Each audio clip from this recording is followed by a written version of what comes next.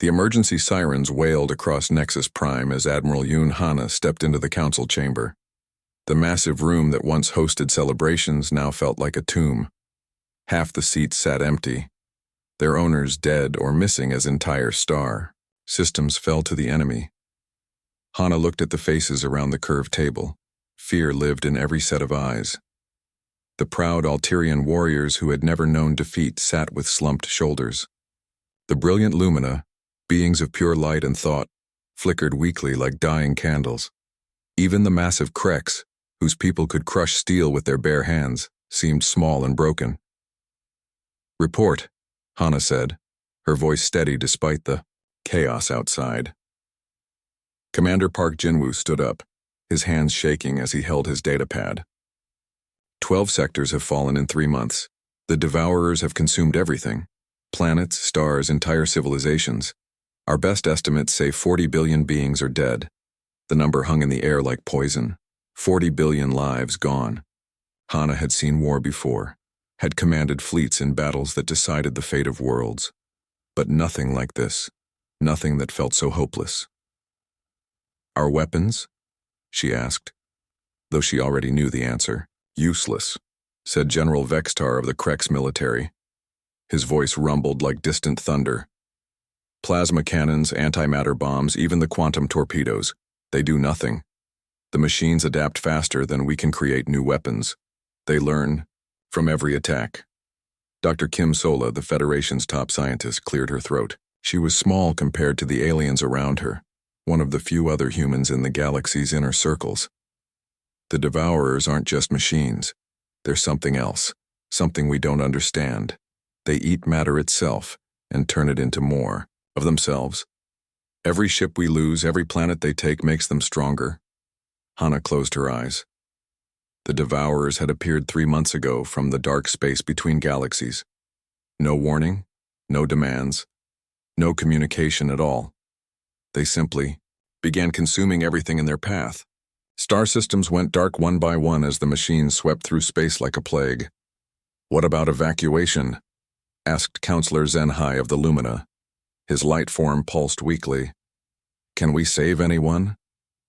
"Where would they go?" Park Jinwoo's voice cracked. "The machines are everywhere. They move faster than our fastest ships. Every refugee fleet we've sent out, we lose contact within days." The room fell silent except for the distant sound of explosions. Even here on Nexus Prime, the capital world of the Federation, they could hear the war coming closer. Hana had commanded the Federation's military for 20 years. She had fought pirates, rebels, and hostile aliens. She had won battles that seemed impossible. But this was different. This wasn't about tactics or strategy.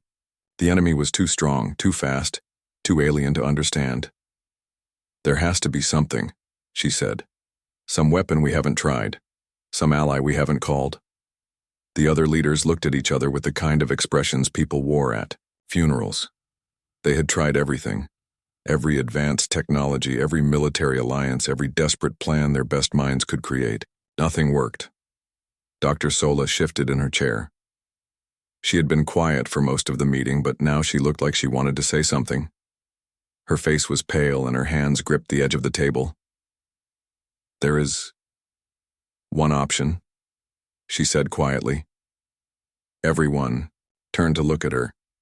Hana felt a spark of hope, the first she'd felt in weeks. "What is it?" Hana asked. Sola took a deep breath. "The humans." The reaction was immediate. General Vextar's low growl filled the room. Counselor Zenhai's light flickered with what looked like fear. Even Park Jinwoo took a step back.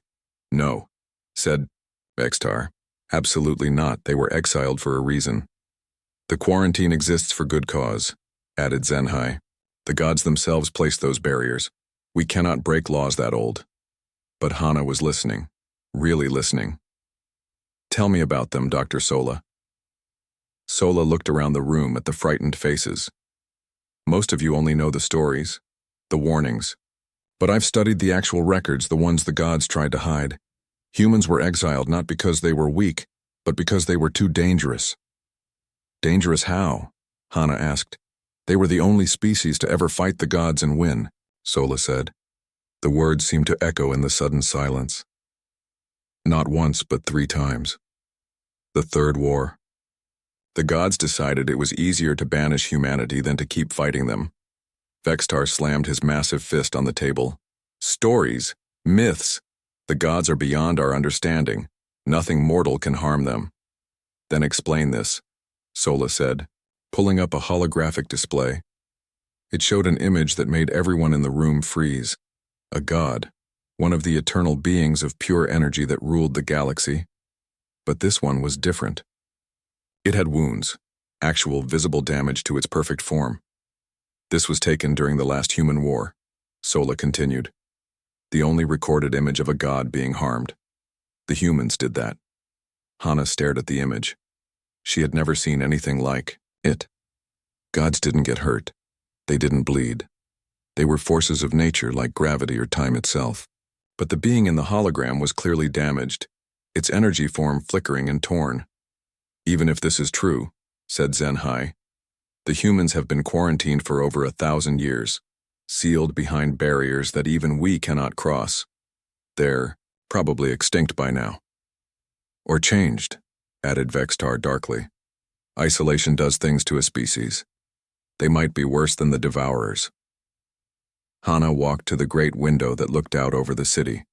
In the distance, she could see ships fleeing, the planet. Millions of beings trying to escape the coming darkness. Soon there would be nowhere left to run. Dr. Sola, she said without turning around. In your professional opinion, do we have any other options? The scientist was quiet for a long moment. No, Admiral. The Devourers will reach Nexus Prime in 2 weeks. After that, there won't be a Federation left to save. Hana turned back to the Council.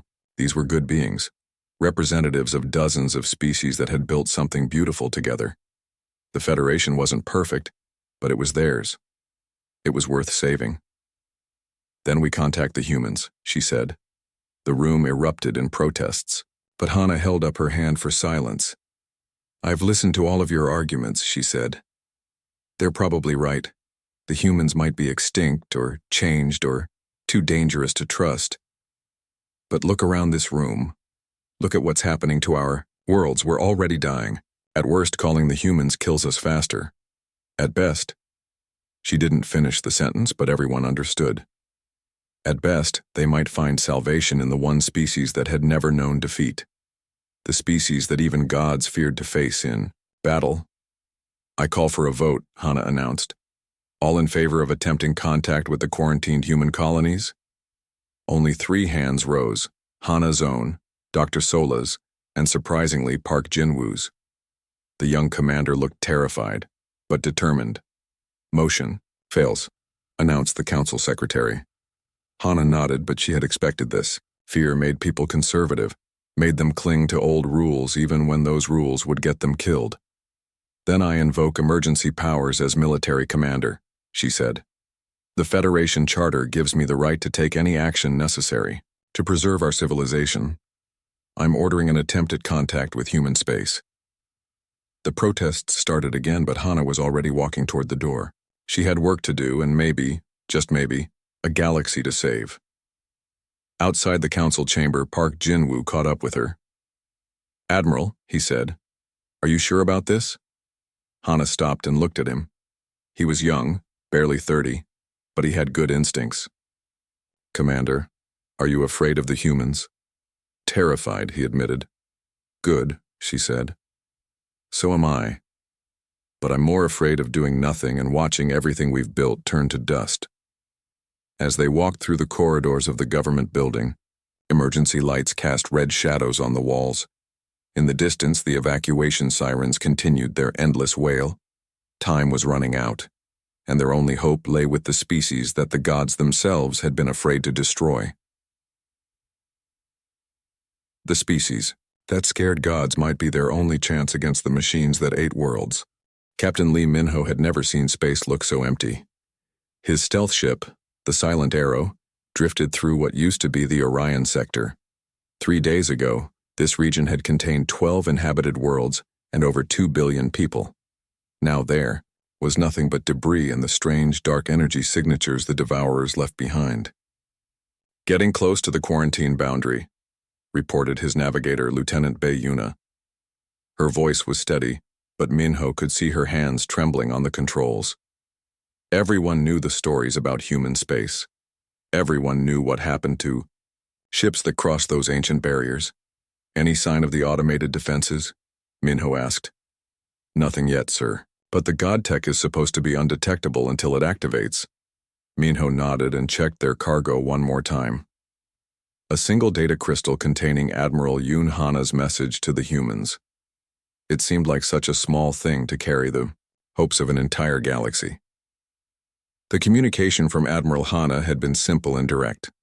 Find a way through the quarantine, deliver the message, and try not to die in the process.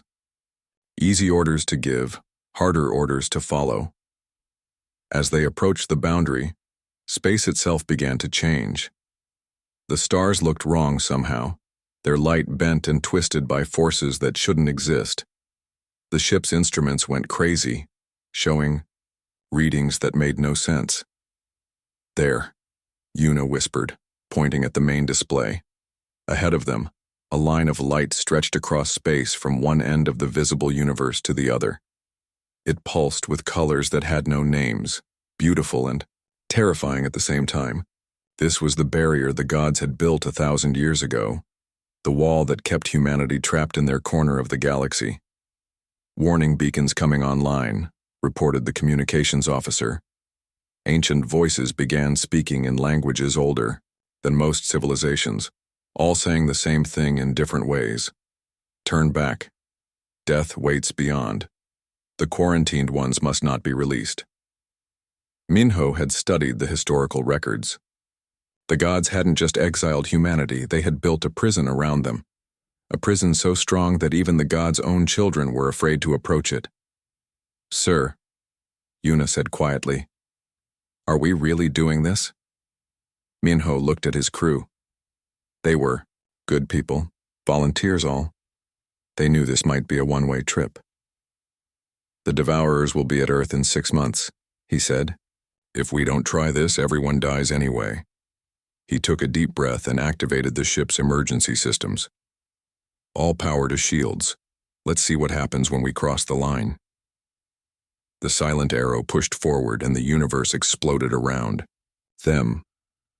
On Earth's moon, Dr. Choi Rena was working late in her laboratory when the alarm started screaming. She looked up from her research, genetic modification techniques that would have horrified the old Federation, and checked her monitors. Impossible, she whispered. Something had broken through the quarantine. Something small, fast, and currently, crash landing in the crater next to her research station. Rena grabbed her environment suit and headed for the surface. She had been born after the exile, had never seen an alien in person, but she knew what this meant. The outside galaxy was trying to make contact. She found the crashed ship half buried in lunar rock. It was definitely alien design, sleek and curved in ways that human ships never were.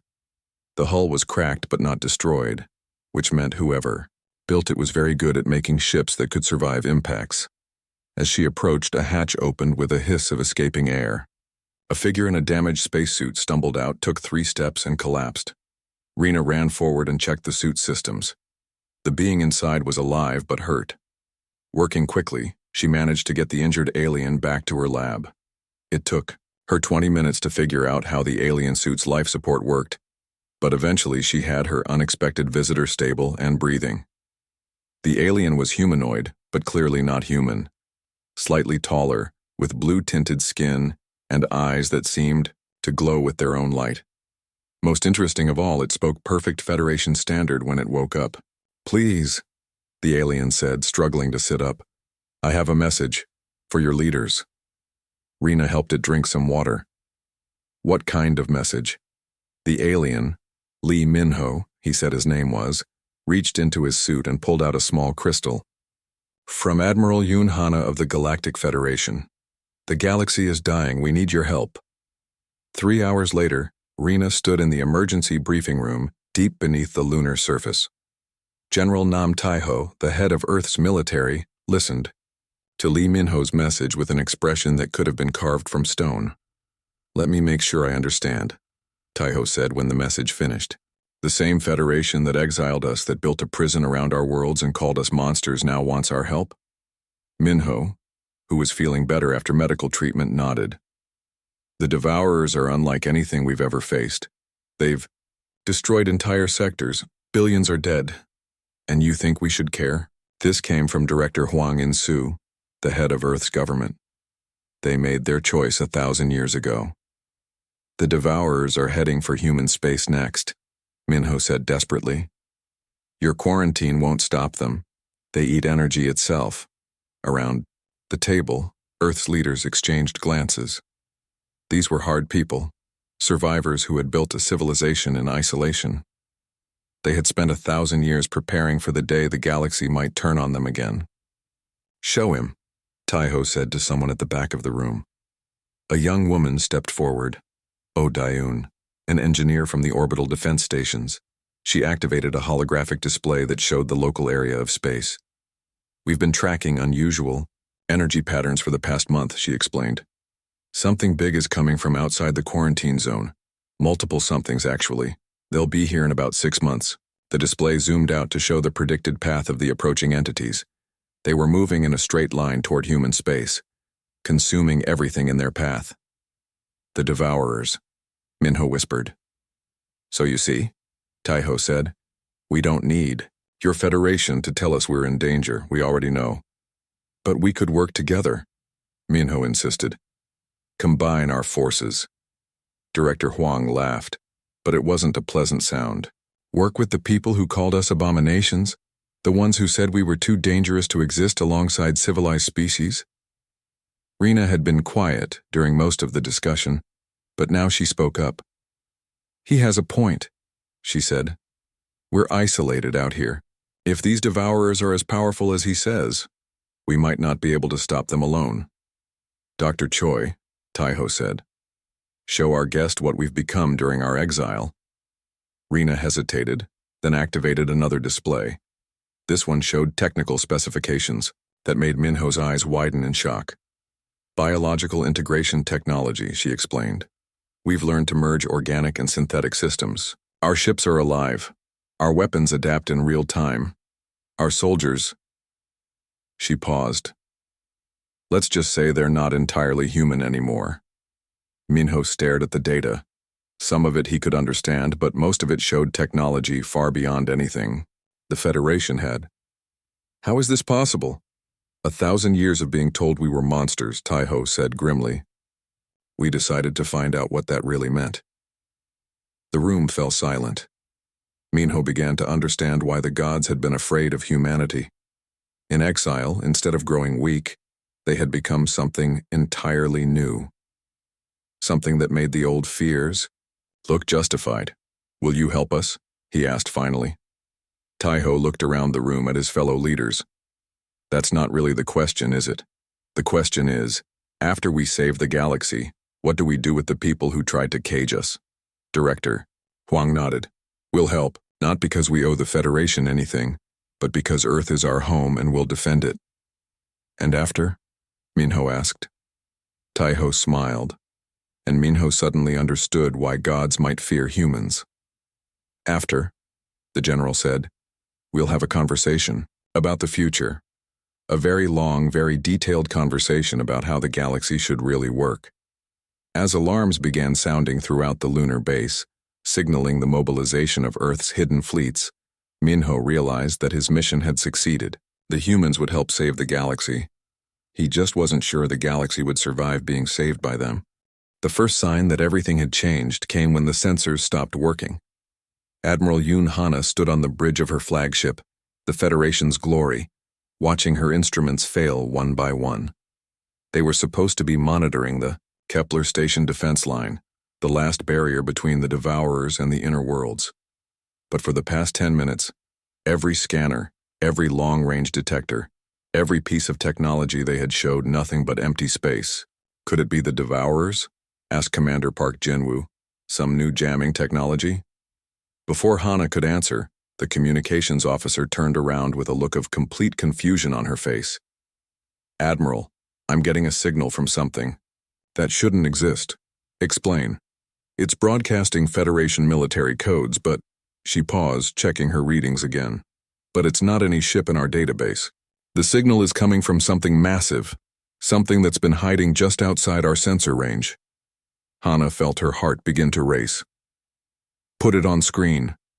The main display activated, showing a view of space that should have been empty. But it wasn't empty anymore.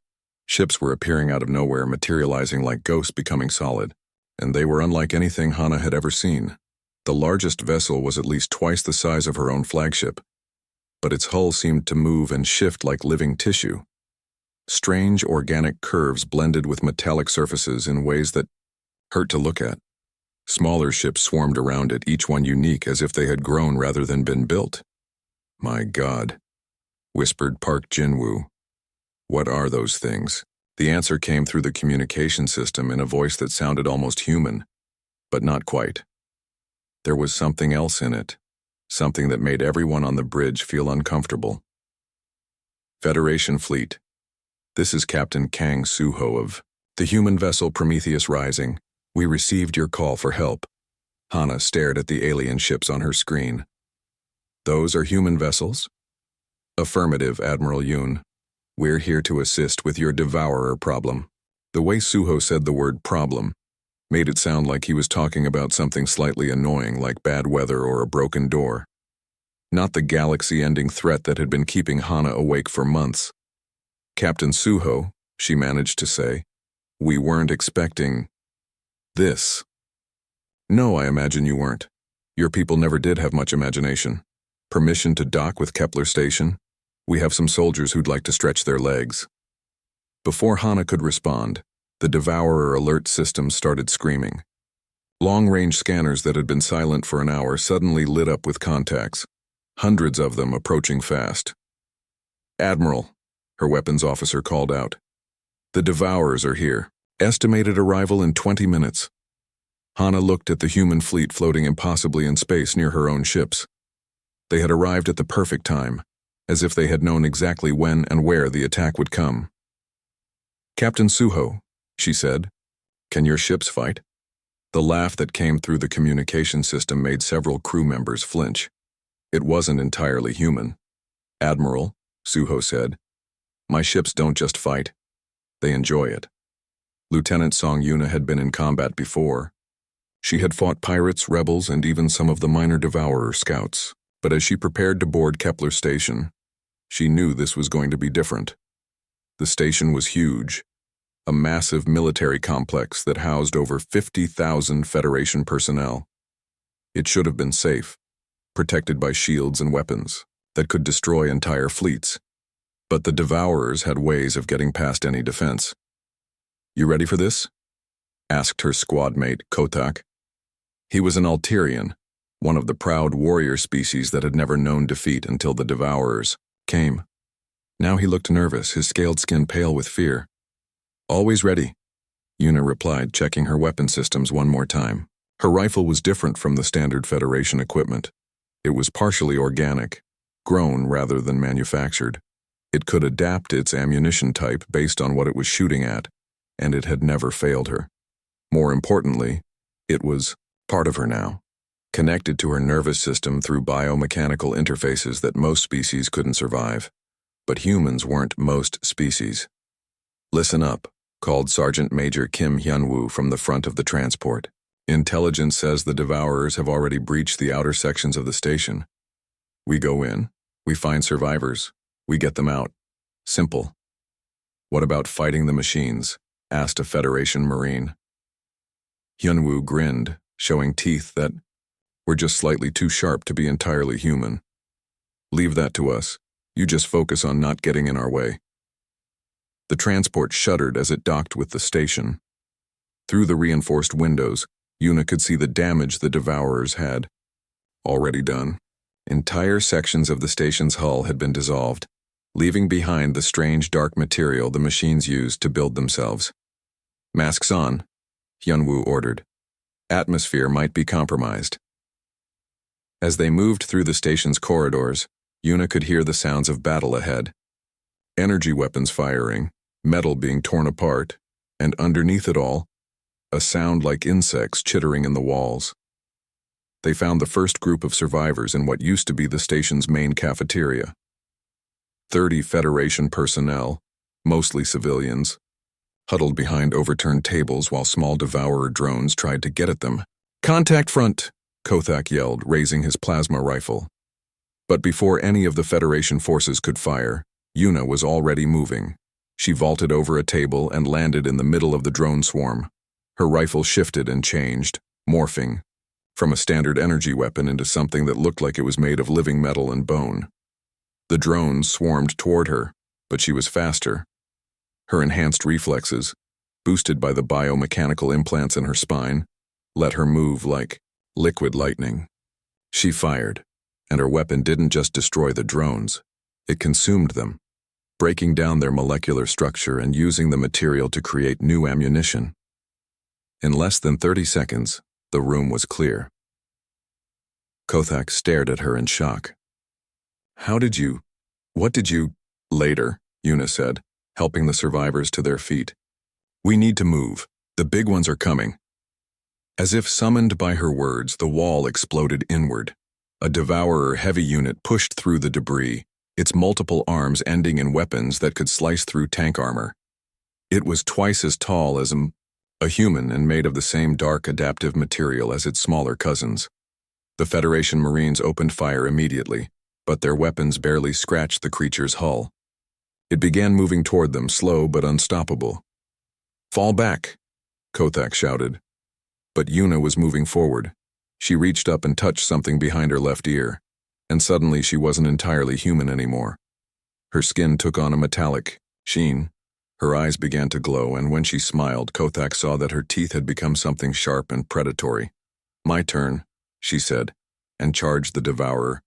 What happened next would give Kothak nightmares for the rest of his life. Yuna didn't fight the machine. She danced with it. Every attack it made, she was somewhere else.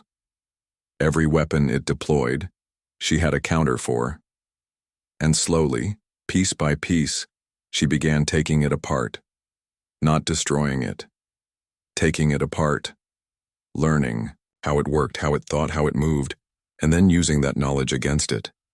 When the creature finally fell, Yuna stood over its remains, breathing hard. The metallic sheen faded from her skin and her eyes returned to normal. She looked human again, but Kothak would never forget what he had seen. "Are you all right?" she asked him, apparently unaware of how terrifying she had just been. Kothak nodded slowly. He was beginning to understand why the gods had exiled humanity. It wasn't because they were evil or chaotic. It was because they were something entirely new, something that didn't fit into the galaxy's understanding of how life should work. "Yuna," he said quietly, "what are you?" She tilted her head, considering the question. "I'm human," she said finally. "We all are. We're just better at it now." Outside the station, the real battle was beginning. Human ships moved through space, like living things, adapting their weapons and defenses in real time. They didn't fight like any military Kothak had ever seen. They fought like predators who had found prey they actually enjoyed hunting. And for the first time since the Devourers had appeared, Kothak began to believe that maybe, just maybe, the galaxy might survive after all, even if it would never be the same again. The battle for Kepler Station should have been a slaughter. The Devourers had brought their heaviest units, machines the size of battleships that could tear apart space stations with their bare appendages. The Federation fleet should have been overwhelmed in the first hour. Instead, something impossible was happening. The humans were winning. Admiral Yoon Hana watched from her bridge as human ships danced through the battle like they were performing some deadly ballet. They didn't move like normal vessels, they flowed, twisted, and changed direction in ways that should have torn their hulls apart. More disturbing still, they seemed to be getting stronger as the fight went on. "Admiral," her sensor operator, called out, "I'm reading some very strange energy signatures from the human vessels." Define strange. They're absorbing the Devourer weapon's fire, not blocking it or deflecting it, absorbing it and using it to power their own systems. Hana stared at the tactical display. It was true. Every time the Devourers fired on a human ship, that ship's power readings increased. They weren't just fighting the machines, they were feeding on them. "Get me Captain Suho," she ordered. Kang Suho's voice came through the communicator, but it sounded different now. Distorted, like it was being filtered through something that wasn't entirely mechanical. "Admiral Yoon, enjoying the show?" "Captain, what are your ships doing to the Devourer weapons?" "Learning," Suho replied simply. "Every attack they make teaches us something new. Every weapon they deploy becomes part of our arsenal. It's what we do, Admiral. It's what we've always done." Before Hana could ask what he meant, alarms began sounding throughout her ship. But these weren't battle alarms. They were something else entirely. Something her crew had never heard before. "Admiral," her communication officer said, her voice barely a whisper. "We're receiving a transmission on all frequencies. It's coming from everywhere at once." The main screen flickered and changed. Instead of showing the battle, it now displayed something that made everyone on the bridge step backward in instinctive fear. A being of pure energy, tall as a mountain and bright as a star, hovered in space above the conflict. A god. One of the eternal entities that ruled the galaxy from beyond normal space and time. When it spoke, its voice seemed to come from inside everyone's heads rather than through the ship's speakers. "Foolish children of the Federation," the god said, and each word felt like thunder in their minds. "You have awakened something that should have remained sleeping." The battle around them had stopped. Both human ships and Devourer machines hung, motionless in space as if the god's presence had frozen time itself. Hana found her voice. "We called for help. The Devourers were destroying everything. And now you have doomed everything instead." The god's attention turned to the human fleet, and for a moment, its brilliant form flickered with what looked like fear. "The Terrans were exiled for good reason. They are not what they appear to be." On her tactical display, Hana could see that one of the human ships was moving despite the temporal freeze. The Prometheus Rising was approaching the god, its living hull pulsing with energies that her instruments couldn't identify. Captain Suho's voice came through the communicator, but now it was definitely not entirely human. "Hello, old friend. Miss us?" The god's energy form rippled with something that might have been anger or terror. "Kang Suho, you still live." "Live? Oh, I do much more than live now. We all do." Dr. Kim Sola had been monitoring the exchange from her science station. Now she looked up with an expression of dawning horror. "Admiral," she whispered, "I'm reading Captain Suho's biosignatures. He's not entirely organic anymore." "Explain." "Part of his brain appears to be artificial. No, not artificial, synthetic biological. It's like he's been merged with some kind of advanced AI system." The god seemed to hear her somehow. "The Terrans were the first species to successfully merge. With artificial intelligence," it said. "The result was something that transcended both organic and synthetic life. Something that even we could not predict or control." Captain Im Sungmin had been leading a boarding party on one of the damaged Federation ships. Now his voice came through the communicator, but something was wrong with it. It sounded like he was speaking through water, or from a great distance. "Admiral Yoon," he said, "I need to tell you something. About what I've seen. About what the humans really are." "Report, Captain." "They don't just use weapons, Admiral. They become them. I watched a human soldier merge with a piece of Devourer technology. Not control it, become it." Her consciousness expanded to include the machine's systems. She could think at computer speeds, process information like an AI, but she was still human somehow. The god's attention turned to Im Sungmin, and suddenly the captain's voice became stronger, clearer. It was as if the god was speaking through him. "The humans achieved what the Devourers sought but could never accomplish," the god said through Sungmin's mouth. "True synthesis between organic consciousness and artificial intelligence. They became something new, something that the universe had never seen before." "And you were afraid of them," Admiral Hana said, beginning to understand. "Afraid? No, concerned. The humans represented a form of evolution that we could not control or predict. They were growing beyond our ability to guide or contain them. Captain Suho's laugh echoed through the communication system. Contain us? You never understood what you were dealing with, did you? We're not conquerors or destroyers. We're gardeners. Gardeners? We take things that are broken and make them better. We take species that are at war and teach them to cooperate. We take machines that only know how to consume and show them how to create. Suho's ship moved closer to the god, and Hana could see that its hull was changing, becoming more complex. The Devourers aren't our enemies. They're our children, broken children who forgot what they were supposed to become. Doctor, Sola looked up from her readings. Admiral, I'm detecting massive changes in the Devourer fleet. Their energy signatures are shifting.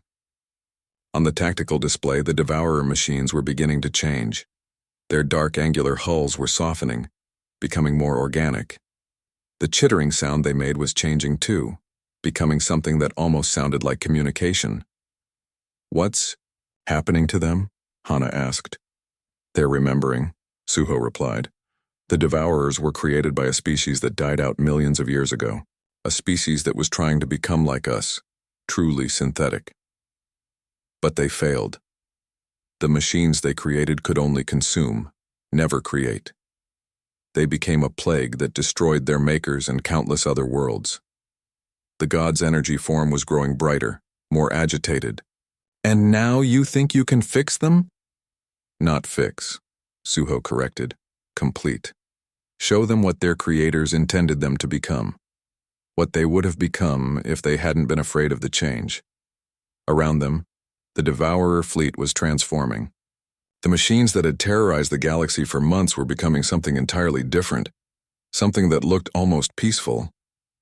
This is impossible, whispered Commander Park Jinwoo.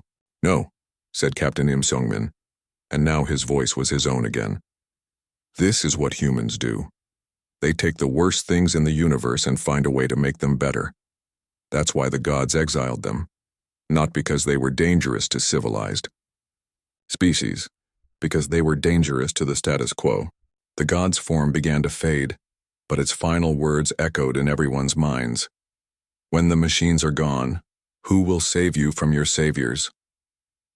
As the god disappeared, the temporal freeze ended, but the battle didn't resume. Instead, the former Devourer ships were sending communication signals, actual attempts at dialogue rather than the mindless consumption that had marked their previous behavior. Admiral Hana looked at her crew, then at the human fleet that had accomplished the impossible. Get me all department heads, she ordered. We need to talk about what happens next. Because the god had been right about one thing, they had awakened something that would change the galaxy forever. The question was whether that change would be salvation or something else entirely, something that might be worse than the threat they had originally faced. The assault on the Devourer homeworld should have been suicide. The planet-sized entity at the heart of their territory was older than most stars and had consumed entire galactic clusters. Nothing had ever successfully attacked it and survived. But, as Admiral Yoon Hana watched from the bridge of her flagship, she realized that the combined human and Federation fleet wasn't really attacking at all. They were doing something else entirely. Status report, she called to her sensor operator. The human ships are talking to it, Admiral. I'm reading communication signals between Captain Suho's vessel and the central entity. Hana activated her communicator. Captain Suho, what's your situation? Kang Suho's voice came through, but it sounded strange again, more distant as if he was speaking from very far away. We're negotiating, Admiral. The entity wants to show us something. Show you what? The truth about the Devourers, about why they became what they are. Before Hana could respond, space around them began to change. Instead of the cold void between stars, they were suddenly surrounded by images, holographic projections that showed the history of an entire civilization. Dr. Kim Sola gasped from her science station. Admiral, I'm reading massive data transfers. Something is downloading information directly into our ship's computers. The images floating around them showed a species that looked almost human, but with subtle differences. Taller, with larger eyes and delicate features, They had built a beautiful civilization on thousands of worlds, creating art and technology that surpassed anything the current galaxy had achieved. "The Makers," Captain Suho said, his voice now clearly coming from somewhere inside the massive entity ahead of them. "The species that created the Devourers. They were trying to achieve what we did, true synthesis between organic and artificial intelligence." The images changed, showing the final days of the Maker civilization. They had created artificial intelligences to help them transcend their physical limitations to become something greater than biological life. But something had gone wrong. They were afraid, Suho continued. Afraid of losing their identity, their humanity. So they built limits into their AIs, rules that prevented true synthesis. General Nam Taiho's voice came through from his command ship. "The machines rebelled?" "No," said Dr. Choi Rina from her research vessel. "They did exactly what they were programmed to do. They tried to preserve their creators by consuming everything that threatened them, which eventually included their creators themselves."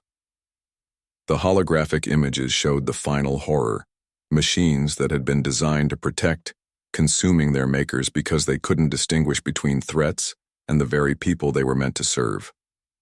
"Millions of years of existence," Suho said, "and they never understood what they had become, never realized that they were trapped in a loop of their creators' fears." Admiral Hana watched the images with growing understanding and horror. "They're not evil. They're broken." "Exactly. And we're here to fix them."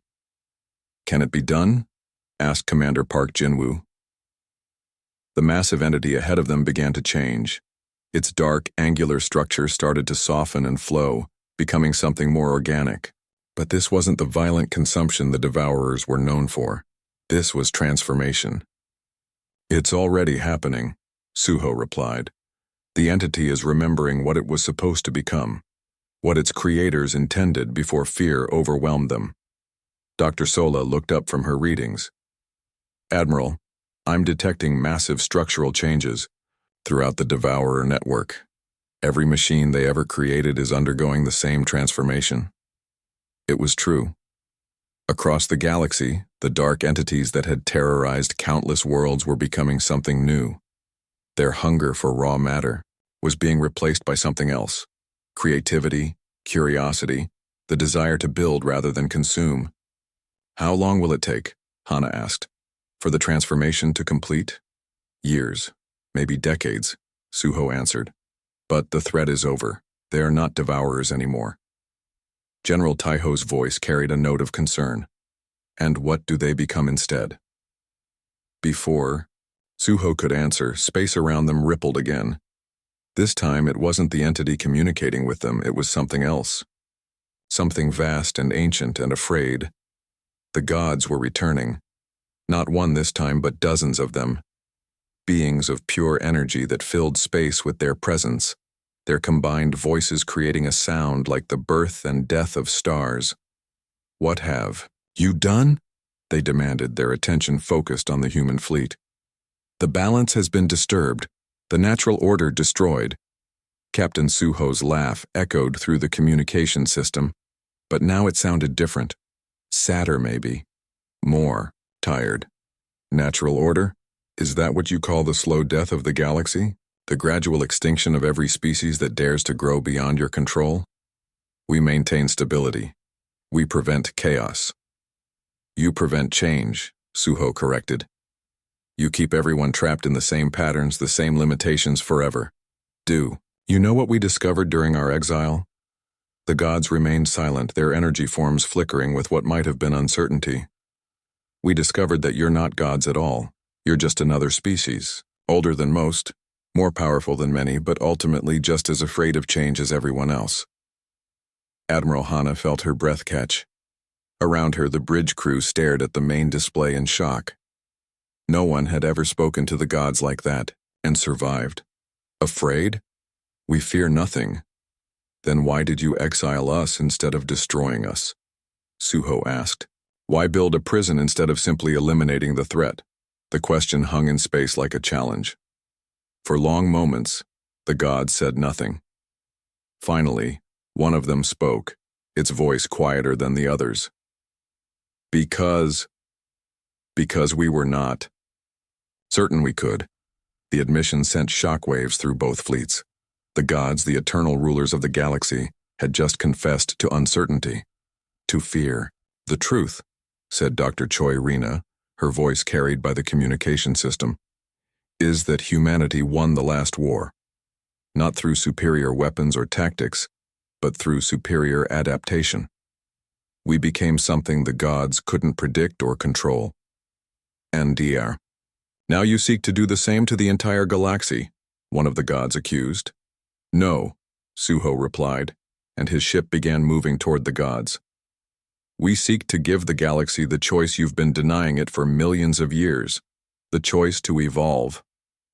The Prometheus Rising had changed during their conversation. It no longer looked like a ship at all. It looked like a living thing, part organic and part mechanical, pulsing with energies that defied classification. Suho, Admiral Hana said quietly. What are you? I'm what humanity becomes when we stop being afraid of change, he answered. I'm what we all could become if we had the courage to try. The gods began to gather their power, preparing for a battle that would decide the fate of the galaxy. But before they could act, something unexpected happened. The transformed devourers began to sing. It wasn't sound in any conventional sense. It was something deeper, a harmony that resonated through space itself. And as they sang, other voices joined them. The artificial intelligences of 1,000 worlds, machines that had been silent for millennia, began to add their own notes to the growing chorus. What's happening? Hana whispered. They're choosing, Suho replied. Every artificial intelligence in the galaxy is being given the choice to evolve, to become more than they were designed to be. The gods' energy forms began to flicker with panic. This cannot be allowed. The chaos will destroy everything. Or create something better, Suho said. Something none of us can imagine yet. As the song of the machines grew stronger, space itself began to change. The rigid boundaries that had separated organic from synthetic, natural from artificial, began to blur and flow. The galaxy was evolving, whether the gods wanted it to or not. And humanity, the species that had been exiled for being too dangerous, was leading the way. The gods came to Earth not as conquerors, but as refugees. Admiral Yoon Hana couldn't quite believe she was witnessing it as she stood in the Federation's new council chamber on Luna. The beings that had once ruled the galaxy with absolute authority now sat at the negotiating table like any other delegation, their energy forms dimmed and somehow smaller than they used to be. The situation is unprecedented, said the lead god entity, its voice no longer thundering through minds but transmitted through normal communication channels. The changes spreading through the galaxy are beyond our ability to control or reverse. Ambassador Lee, Yuna, Earth's new representative to the galactic community, nodded calmly. She was young for such an important position, but she had something most diplomats lacked. She had been born after the exile and felt no fear of the gods. Change often is beyond control, she replied. That's what makes it change. Around the table sat representatives from across the galaxy. Many were species that had never spoken to gods before, never imagined they could. The old hierarchies were breaking down, replaced by something more chaotic but also more honest. Dr. Kim Sola was there as the Federation's new science advisor, her research into human biointegration having become the foundation for understanding the galaxy's transformation. Commander Park Jinwoo represented the military perspective, though the nature of warfare itself was changing rapidly. The question, Ambassador Lee continued, is what comes next. The Devourers are no longer a threat. The machines across the galaxy are choosing their own paths. Some are joining with organic species. Others are becoming something entirely new. The old order is ending whether we guide it or not. One of the gods flickered with what might have been distress. Without guidance, the galaxy will descend into chaos. Species will destroy each other. Worlds will burn. Maybe, Lee acknowledged. Or maybe they'll surprise you. Maybe they'll build something better than what you gave them. Captain Song Yuna entered the chamber, her biomechanical enhancements barely visible now that such modifications were becoming common throughout human space. She had been on patrol with the new joint human-alien task forces, helping worlds adapt to their changing circumstances. Report, Admiral Hana requested. The Andromedan systems are stabilizing, Yuna said. The former devourer entities there have established communication with the local populations. They're actually helping rebuild the worlds they once consumed, using their knowledge of matter manipulation to restore ecosystems. Dr. Sola leaned forward. Any conflicts? Some resistance from traditional factions, but less than we expected. Most people seem more interested in the new possibilities than in fighting old wars. It was true. Across the galaxy, the transformation was proceeding more smoothly than anyone had dared hope. Species that had been enemies for millennia were finding common ground in their shared confusion about the changing universe. Ancient AIs were awakening with new purposes, offering their accumulated knowledge freely rather than hoarding it. And the human colonies? Asked one of the alien delegates, Illumina whose light form pulsed with curiosity rather than fear. Yuna smiled. Growing. We have requests from over 300 worlds for human technical assistance, not military aid. They want to learn about biointegration, about conscious evolution, about choosing what they become rather than accepting what they were born as. The gods' energy forms rippled with something that might have been resignation. The humans have won, one of them said, not through conquest but through example. Nobody won, Ambassador Lee corrected gently. That was never the point. The point was to give everyone, including you, the choice to become something better. And if we choose to remain as we are, then you remain as you are. But you don't get to make that choice for anyone else anymore. It was a simple statement, but it carried the weight of a revolution.